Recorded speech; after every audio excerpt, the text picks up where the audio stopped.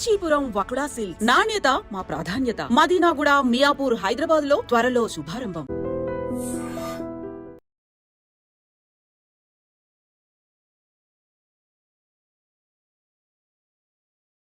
ఫిరాయింపుదారులకు సంబంధించి హైకోర్టు ఇచ్చినటువంటి మార్గదర్శకాలను పక్కదారి పట్టించడానికి ఇద్దరు ఎమ్మెల్యేల మధ్య ఒక గొడవ, దాడులు, మాటల యుద్ధాలు. ఎందుకలా? ఏం జరుగుతోంది? డైవర్షన్ పాలిటిక్స్ పెద్ద చరిత్ర ఉంది. దాదాపుగా నీలం సంజయ్ రెడ్డి కాలం నుంచి కూడా డైవర్షన్ పాలిటిక్స్ ఉన్నాయి. ఈ డైవర్షన్ పాలిటిక్స్కు గురువు ఎవరు అంటే తెనాలి రామకృష్ణుడు. ఆయన ఏమంటాడంటే ఒక గీతను ముట్టుకోకుండా దాన్ని చిన్నగా చేయాలంటే పక్కన పెద్ద గీత గీయాలి. ఇదే డైవర్షన్ పాలిటిక్స్ మూలం. ఏదైనా ఒక ఇష్యూ ఉన్నప్పుడు దాన్ని ప్రజల దృష్టి నుంచి తప్పించాలంటే ఇంకొకటి ప్రజల దృష్టిని ఆకర్షించాలి. కాబట్టి ఒక పెద్ద ఇష్యూని క్రియేట్ చేయాలి. అట్లా ఆ ఇష్యూస్ని క్రియేట్ చేసే క్రమంలో మత కల్లాలు వచ్చినాయి, ఎంతోమందిని చంపేశారు. ఈ డైవర్షన్ పాలిటిక్స్ కోసమే తమ సీటుని కాపాడుకోవడానికి థ్రెట్ వచ్చినప్పుడు చాలా చేశారు. ఇట్లాంటి ఎలక్ట్రానిక్ మీడియా వచ్చినాక ఎక్కువ ఎక్స్పోజ్ అవుతున్నాయి. అంతకుముందు కూడా ఉన్నాయి, కానీ అప్పుడు ప్రింట్ మీడియా కాబట్టి పెద్దగా ఎక్స్పోజ్ కాలే. ఇప్పుడు ప్రజలు చూస్తున్నారు, బాడీ లాంగ్వేజ్ని అర్థం చేసుకుంటున్నారు. కొంతమంది విఘ్నులైన వాళ్ళకు పాలిటిక్స్ని క్లోజ్గా అబ్జర్వ్ చేసుకునే వాళ్ళకి తెలిసిపోతుంది వీడు పక్కదారి పట్టేయడానికి ఇష్యూ తీసుకొచ్చాడు అని. అయితే ఇవి మొదటి నుంచి ఉన్నాయి చరిత్రలో. అయితే నిజాయితీగా ప్రజల పట్ల ఒక ప్రేమ, మమకారం ఉండి పాలన చేసే వాళ్ళకి డైవర్షన్ పాలిటిక్స్ అనేటివి ఉండవు. బట్ తను చేసిన తప్పులను కప్పిపుచ్చుకోవడానికి, ప్రజల దృష్టిని మళ్లించడానికి కొంతమంది ఇటువంటివి చేస్తూ ఉంటారు. కాంగ్రెస్ పాలనలో ఉండేది కొంత, బట్ ఈ మధ్య కాలంలో ఇవి ఎక్కువైపోయినాయి. చంద్రబాబు ఇందులో ఆద్యుడు. ఆయన కూడా ఏంటంటే ఎప్పుడైనా తను తెలియచేసినా ఒకటి తప్పు జరిగినప్పుడు దాన్ని వెంటనే ప్రజల దృష్టి నుంచి తప్పించడానికి ఇంకో ఇష్యూ ముందు పెట్టేవాడు. రాజశేఖర రెడ్డి ఏమో చాలా తెలివిగా పెట్టేవాడు, అది అర్థం చేసుకునే పరిస్థితి ఉండేది కాదు. కానీ వెంటనే అది ఇంపార్టెంట్ ఇష్యూ అని చెప్పి ప్రజలు కూడా ఫీల్ అయ్యేవాళ్ళు. టీఆర్ఎస్ పాలనలో అటువంటి అవసరం కేసీఆర్కి అయితే రాలేదు. ఎప్పుడు కూడా ఆయన డైవర్షన్ పాలిటిక్స్ చేసిన ఉదాహరణలు అయితే నాకు గుర్తులేవు. ఏమైనా రెండు చెప్పాల్సిందే. బట్ ఇప్పుడు రేవంత్ రెడ్డి వచ్చినాక ఇది బాగా అయిపోయింది. ఆయన వచ్చిన 9 నెలల్లోనే డైవర్షన్ పాలిటిక్స్ చాలాసార్లు జరిగినాయి. అంటే ప్రజల దృష్టిని మళ్లించాలి, వాగ్దానాలు, హామీలు విఫలమవుతున్నప్పుడు ఇవన్నీ కూడా ఆయన తీసుకొస్తున్నాడు. ఆయన మాటల్లో ఉంటుంది, అది ఆయన ఎమ్మెల్యేల ద్వారా చేయిస్తున్న కార్యక్రమాల్లో కూడా ఉంటుంది. అసెంబ్లీలో కూడా జరుగుతూ ఉంది ఆ డైవర్షన్ పాలిటిక్స్ అనేటివి. అందులో అబద్ధాలు చెప్పడము, డిస్టార్ట్ చేయడం కూడా డైవర్షన్ పాలిటిక్స్లో భాగమే. సభ దృష్టిని తప్పించడం ఇదంతా కూడా. అంటే ఇవాళ కౌశిక్ రెడ్డి కానీ, గాంధీ కానీ వీళ్ళు చేసింది కూడా హైకోర్టు ఇచ్చిన తీర్పును కొంత పక్కకు పోయే విధంగా ఉంటుంది. ఎందుకంటే అందులో గాంధీ లేడు, కేవలం 3 ఎమ్మెల్యేల మీదనే వాళ్ళు ఇచ్చారు. తెల్ల కాకపోతే మారింది, అందరూ కలుపుకుంటే 10 మంది దాకా ఉన్నారు కదా. ఈయన ఇప్పటికీ నేను బీఆర్ఎస్ లోనే ఉన్నాను, నేనేం కండువా మార్చుకోలేదని ఆయన అనకపోయినా కూడా బీఆర్ఎస్ కదా టెక్నికల్గా. ఇప్పుడు మనం అసెంబ్లీ రూల్స్ ప్రకారంగా ఆయన ఇంకా బీఆర్ఎస్ఏ. ఎలక్షన్ కమిషను లేదా స్పీకరు డిస్క్వాలిఫై చేసేదాకా, రేపు హైకోర్టు డిస్క్వాలిఫై చేసేదాకా వాళ్ళు టెక్నికల్గా బీఆర్ఎస్ఏ. వాళ్ళు బీఆర్ఎస్ సంఖ్యను చూపెట్టేటప్పుడు వీళ్ళని కలిపే చూపెడతారు. 39 మందిలో 38 మంది, ఒకరు కాంగ్రెస్ గెలిచినా కూడా కంటోన్మెంట్ 38 మంది బీఆర్ఎస్ కిందనే ఉన్నారు ఇప్పుడు అఫీషియల్గా. కాబట్టి ఆయన చెప్పుకోవాల్సిన అవసరం ఏం లేదు. కానీ హైకోర్టు ఏదైతే ఇచ్చిందో యాంటీ డిఫెక్షన్, దానికి సంబంధించి వెంటనే షెడ్యూల్ను ప్రకటించండి అని చెప్పి స్పీకర్కి ఆదేశాలు ఇచ్చారో దాన్ని కొంత డైల్యూట్ చేయడానికి ఇది పనికొస్తుంది. నిన్న కౌశిక్ రెడ్డి వాళ్ళే పోయి దాన్ని ఇంప్లిమెంట్ చేయండి అన్నారు. ఇలా వాళ్ళు చేసిన పని వల్లనే అది డైవర్ట్ అయిపోయింది. అంటే కొందరేమో ఉద్దేశపూర్వకంగా డైవర్షన్ పాలిటిక్స్ చేస్తారు, కొందరేమో తెలిసి తెలియక యాదృచ్ఛికంగా చేస్తారు. దీని వెనకాల కేసీఆర్దో హరీష్ రావుదో వ్యూహం ఉన్నదని నేను అనుకోవట్లేదు. ఇది కౌశిక్ రెడ్డి ఇమ్మెచ్యూర్డ్గా సడన్గా ఈ రెచ్చగొట్టే విధంగా చీరగాజులు చూపెట్టి ఈ గాంధీని రెచ్చగొట్టే విధంగా ఆయన మాట్లాడిన మాటలు ఈ డైవర్షన్ కారణం తప్ప ఇది పార్టీ ఆలోచించి తీసుకున్నదో, కౌశిక్ రెడ్డి తీసుకున్న నిర్ణయాన్ని ఈ రకంగా మాట్లాడతాడని అనుకోకుండా వాళ్ళు ఇచ్చిన పర్మిషను, కానీ ఇంటెన్షనల్గా డైవర్ట్ చేయడానికి బీఆర్ఎస్ చేసిన ప్రయత్నం కాకపోవచ్చు అని నేను అనుకుంటున్నా. బట్ ఏమైనా డైవర్షన్ పాలిటిక్స్ మంచిగా కావు.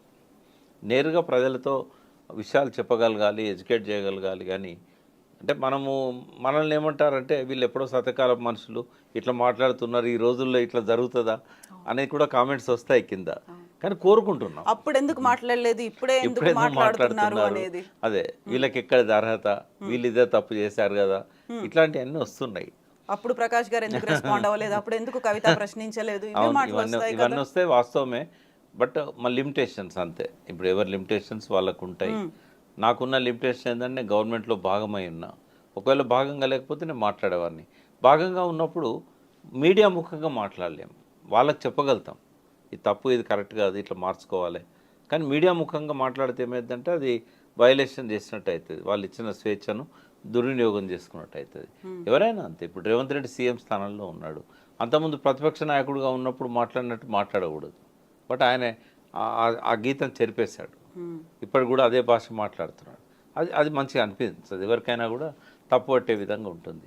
డైవర్షన్ పాలిటిక్స్ వల్ల తాత్కాలికంగా ప్రజల కళ్ళను, ప్రజల దృష్టిని వాళ్ళు తప్పించగలుగుతారు కానీ శాశ్వతంగా తప్పించలేరు. ఏవైనా విషయాలు ప్రజల హృదయాల్లోకి ఒకసారి వెళ్ళినాయంటే తాత్కాలికంగా మీరు ఒక మేఘం అడ్డం వచ్చినట్టుగా తాత్కాలికంగా ఇష్యూని తీసుకొచ్చి ముందు పెడతారేమో, కానీ మళ్ళీ అది పైకి వస్తుంది. మళ్ళీ ప్రజల లోపల చర్చనీయాంశం అవుతుంది. కాబట్టి అది క్షణికానందమే కనుక తప్ప ఒక శాశ్వతంగా ప్రజల దృష్టిని మళ్లించడం అనేది సాధ్యం కాదు. ఎన్నో అంశాలు అట్లా వచ్చి తెరమరుగా అయితే అనుకున్నవి మళ్ళీ మేజర్ అంశాలుగా ముందుకు వచ్చిన సందర్భాలు గతంలో చాలా ఉన్నాయి. కాబట్టి అది ఎవరు అనుకున్నా కూడా ఇప్పుడు రేవంత్ రెడ్డి టెంపరీగా హైడ్రాన్ తీసుకొచ్చి రైతు భరోసానో లేకపోతే రుణమాఫీనో పక్కదారి పట్టిస్తా అనుకుంటే అది తప్పు.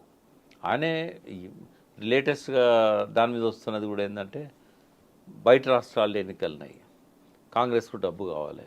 ఇచ్చే రాష్ట్రాలు రెండే, కర్ణాటక అండ్ ఆంధ్రప్రదేశ్, తెలంగాణ. కర్ణాటకలో కూడా ఎగ్జాస్ట్ అయిపోయి ఉన్నారు. ఇంకా తెలంగాణ దిక్కు. రేవంత్ రెడ్డి అలా సమర్థుడని గతంలో అనిపించుకున్నాడు. 2 సార్లు కాంగ్రెస్ పార్టీని కాపాడిండు రాష్ట్ర ఎన్నికలలో, జాతీయ ఎన్నికలలో. కాబట్టి ఆయన మీద బాగా బరువు పెట్టారు. ఆ బరువు పెట్టారు కాబట్టి వాళ్ళు ఏం మాట్లాడట్లేదు. ఈయన ఏం చేసినా కూడా వాళ్ళు చూసి చూడనట్టు వదిలేస్తున్నారు. యాంటీ డిఫెక్షన్ లాంటి అంశాలను కూడా వాళ్ళ నిర్ణయాలకు, వాళ్ళ పార్టీ విధానానికి వ్యతిరేకమైనా కూడా రేవంత్ రెడ్డిని మందలించడం లేదు. ఈ ఉద్దేశం కోసమే హైడ్రాన్ తీసుకొచ్చాడు. ఇంత టార్గెట్ పెట్టారు వాళ్ళు. ఆ టార్గెట్ ప్రకారం ఆ డబ్బులు పంపించాల్సి ఉన్నది. ఆ డబ్బులు ఇప్పుడు లేవు కాబట్టి బిల్డర్స్ దగ్గర నుంచి కలెక్ట్ చేసి ఇవ్వడానికే ఇది చేశాడు. ఆ టార్గెట్ కంప్లీట్ అయిన తర్వాత హైడ్రా దూకుడు తగ్గుతుంది. హైడ్రాకున్న పవర్స్ అన్ని కూడా మున్సిపాలిటీలకు, జిహెచ్ఎంసీకి, హెచ్ఎండిఏకి పంపించేసి ఇది నిర్వీర్యం అవుతుందని ఒక వాదన ఉంది. అది కూడా డైవర్షన్ కోసం హైడ్రాన్ తీసుకొచ్చిండని మనం అనుకున్నాం, కానీ దాని వెనకాల ఈ స్వలాభము, ఈ స్వార్థం, ఈ రాజకీయ లక్ష్యం ఉన్నది అనేది అనుకుంటున్నాం. రెండోది, గాంధీ లాంటి వాళ్ళు అకస్మాత్తుగా ఇంతకాలం పోకుండా ఇప్పుడే ఎందుకు పోయిన్లు? షేర్లింగంపల్లిలో కూల్చివేతలు మొదలు కాగానే గాంధీ ఎందుకు చేరాల్సి వచ్చింది? ఇటువంటివన్నీ కూడా ఇప్పుడు జనం లోపల ఒక చర్చ నడుస్తూ ఉంది.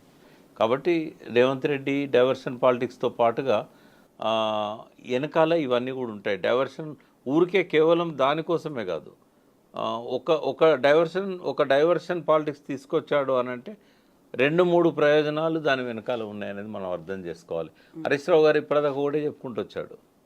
కేవలం ఈ రైతు రుణమాఫీని పక్కదారి పట్టేయడానికి తీసుకొచ్చాడు అని. అది ఒక్కటే కాదు, దాని వెనకాల ఇవి కూడా ఉన్నాయనేది నేను హరీష్ రావు గారికి గుర్తు చేస్తున్నాను. ఇప్పుడు 4 రాష్ట్రాల ఎన్నికల కోసమే హైడ్రాని తీసుకొచ్చారనుకున్నప్పుడు హైడ్రా ఒక మంచి కార్యక్రమానికి వచ్చింది, లేకుంటే భవిష్యత్తు కోసం, మన చెరువుల పరిరక్షణ కోసం, డిజాస్టర్ మేనేజ్మెంట్ కోసం తీసుకొచ్చామని చెప్తున్నప్పుడు ఇన్ని రకాల వాదనలు వినిపిస్తున్నాయి, ఇన్ని కోణాలు ఉన్నాయి, ఇన్ని డైవర్షన్స్ ఉన్నాయని చెప్పినప్పుడు నిజంగా ఒక చిత్తశుద్ధిగా హైడ్రాన్ ఎందుకు తీసుకొచ్చామనేది చెప్పాల్సినటువంటి అవసరం అయితే మళ్ళీ ఉంది కదా. ఆయన ఎన్నిసార్లు చెప్పినా ప్రజలు నమ్మరు. ఎందుకంటే ఏదైనా ఒకటి ప్రజల కోసం తీసుకొచ్చినప్పుడు దాని మీద కొంత చర్చ జరగాలి. అంటే బయట జరగకపోయినా గవర్నమెంట్లో జరగాలి అని ఏ ఆఫీసర్లతో మాట్లాడి హైడ్రాన్ తీసుకొచ్చాడు. ఇప్పుడు జలవనరుల శాఖలో నేను 7 సంవత్సరాలు పనిచేశాను. నేను ఇంజనీర్స్ని అడిగాను, ఎవరితో సమావేశం జరగలే. మైనర్ ఇరిగేషన్లో పనిచేసిన వాళ్ళు చాలామంది ఉన్నారు. హైదరాబాద్ లేక్స్ మీద పనిచేసిన అధికారులు చాలామంది ఉన్నారు. ఇప్పుడు ముందు ఫీడ్బ్యాక్ తీసుకోవాలి. ఏ చెరువులలో ఎప్పటి నుంచి అక్రమం మొదలైనవి, తర్వాత మనకున్న హక్కు ఏంటి, అసలు ప్రభుత్వం ఎట్లా ఆపగలుగుతుంది, గతంలో ఎందుకు ఈ ఆక్రమణలు జరిగినప్పుడు ప్రభుత్వాలు ఆపలేకపోయినాయి, చట్టబద్ధత ఎంత మేరకు ఉన్నది. ఎందుకంటే గతంలో హైకోర్టులే ఆర్డర్స్ ఇచ్చాయి, ఇది పట్టా భూమి, ఆ చెరువులో ఉన్నా కూడా దాని ఓనర్ అతనే. కాబట్టి పర్మిషన్స్ ఇవ్వండి అని మున్సిపాలిటీలకు డైరెక్షన్స్ ఇచ్చిన జడ్జిమెంట్స్ ఉన్నాయి. మరి అప్పుడు కోర్టు పర్మిషన్తోని ఆ ల్యాండ్లో బిల్డింగ్స్ కట్టిన వాళ్ళను నువ్వు ఎట్లా కూల్ చేస్తావు? తర్వాత ప్రభుత్వాలే పట్టాలు ఇచ్చినాయి. మొన్న కూడా కేసీఆర్ గారు 59 జీవో నంబర్ 59/58 ఆయన అధికారంలోకి రాగానే 60 గజాలు 70 గజాలు 100 గజాలు 200 గజాల్లో ఇండ్లు కట్టుకున్న వాళ్ళని రెగ్యులరైజ్ చేశాడు కదా. మరి అందులో బస్తీలు లేవా? ఆ బస్తీలో చెరువులు లేవా? ఆ బస్తీలు చెరువు శిఖంలో లేవా? ఆ బస్తీలు నాలాల మీద లేవా? బఫర్ జోన్లలో లేవా? మరి అడిగినావా? జీపీని పిలిచి కూర్చోబెట్టుకొని మన గవర్నమెంట్ ఇచ్చిన ఆర్డర్స్కి వ్యతిరేకంగా మనం కూల్చివేతలు టేకప్ చేయొచ్చా? అంటే ఆదర బాదరగా దాన్ని ఇంప్లిమెంట్ చేయడంలోనే ఒక దురుద్దేశం అనేది దాని వేరే స్వప్రయోజనాలు అనేవి మనకు కనబడుతూ ఉన్నాయి. సరే, దాన్ని ఆ ప్రజలు అనుమానించకుండా ఉండడానికి ఒక సిన్సియర్ ఆఫీసర్ని తీసుకొచ్చి పెట్టాడు. అంత మాత్రాన ఎఫర్ట్ సిన్సియర్ అని ఎట్లా అంటాం? ఇంకోటి, అటాక్ చేయడమే సెలబ్రిటీ మీద ఎందుకు చేయాల్సి వచ్చింది? ఇవన్నీ ప్రశ్నలున్నాయి. తన లక్ష్యం నెరవేరిందేమో, ఇప్పుడు హైడ్రా దూకుడు అనేది ఆగిపోయింది. హైడ్రా చేయాల్సిన పనులు ఇప్పుడు జిహెచ్ఎంసీలకు అప్పచెప్పాడు, లోకల్ మున్సిపాలిటీలకు అప్పచెప్పారు. చట్టబద్ధత తీసుకొస్తా అన్నాడు, ఈ రోజు వరకు దాని మీద మళ్ళీ చర్చ లేదు. నిజంగానే చట్టబద్ధత తేవాలంటే ఇటువంటి చట్టాలు ఎక్కడెక్కడున్నాయి? హైదరాబాద్కున్న ప్రత్యేక పరిస్థితి ఏంది? ఇవన్నీ చేయాల్సిన అవసరం ఉన్నది. ఇవన్నీ కేవలం ఏంటంటే డైవర్షన్ పాలిటిక్స్లో కూడా స్వార్థము, తన స్వప్రయోజనాలు, పార్టీ ప్రయోజనాలు ఇవన్నీ కూడా దాగి ఉన్నాయి. ప్రజల దృష్టిని మళ్లించడం ఒకటే కాదు, ఇవి కూడా మనం గమనించాల్సిన అవసరం ఉంది. కేవలం మనం డైవర్షన్ పాలిటిక్స్ అనుకోవడానికి లేదు. ఈ ప్రయోజనాలు అన్నీ ఉన్నాయి కాబట్టి దీనికి ఎక్కువ ప్రచారాన్ని కల్పించి, ప్రచారం అంతా రావడానికి ప్రధాన కారణం సెలబ్రిటీ మీద ఫస్ట్ అటాక్ చేయడం. ఇంకా మొత్తం ఒక్కసారి తెలంగాణ ఆంధ్ర రెండు నెవరిపోయే విధంగా మీడియాలో అదంతా కనబడడం, నాగార్జున దాన్ని టచ్ చేశాడు, నాగార్జున కన్వెన్షన్ కూర్చేశాడు. ఇదేంటంటే బాగా పబ్లిసిటీ అయింది. దాంతో ఇక మిగతా అన్నీ మరుగున ఓడిపోయినాయి. అదే ఎక్కడనో ఒక చిన్న బిల్డింగ్ నువ్వులో కొడితే అది వార్త కాకపోయేది. ఇప్పుడు హైకోర్టు ఇచ్చినటువంటి గైడ్ లైన్స్ అని ఉన్నవి. దానం నాగేందర్, కడియం శ్రీహరి, తెల్లం వెంకట్రావు, ఈ ముగ్గురికి సంబంధించి యాక్చువల్గా 4 వారాల గడువులో ఆల్మోస్ట్ ఒక వన్ వీక్ అనేది గడిచిపోయే స్టేజ్కి వచ్చినప్పుడు ఏం జరుగుతుంది, తెలంగాణలో రాజకీయాలు ఎలా అవుతాయని మీరు అనుకుంటున్నారు? అంటే డిస్క్వాలిఫై కాగానే ఎలక్షన్స్ వస్తాయి మళ్ళీ. బట్ ఎప్పుడు డిస్క్వాలిఫై చేస్తారనేది ఇంపార్టెంట్ ఇక్కడ.